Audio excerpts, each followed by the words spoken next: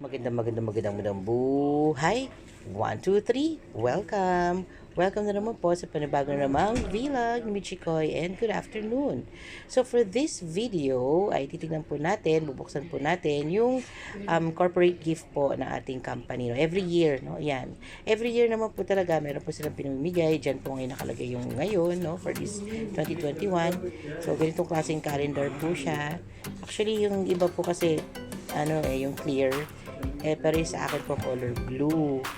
So sa ganitong calendar, kailangan niya pa actually ng pinaka-calendar talaga na guide. So you know kung saan nag-start ba yung buwan. So January tayo, lipat natin dyan. Yan, January.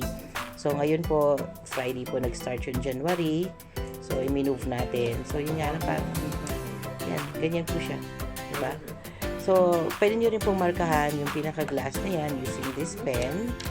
Ma-erase naman po yan. So, imarkahan po natin itong 11 kasi birthday po yan ni Ruthie. So, yan. So, pwede nyo rin po siyang burahin. Yan. Kaya nga lang sa website, kailangan nyo nung pinaka-guide talaga kung pag nilipat nyo na, okay lang bang simula ng February, ang ganoon. So, still, you need this one. Yan.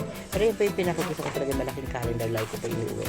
What else inside? Wala na po. Sa website, yung planner, yung diary, padating pa lang po. Okay, so if you haven't subscribed to my YouTube channel, please don't forget to hit the subscribe icon.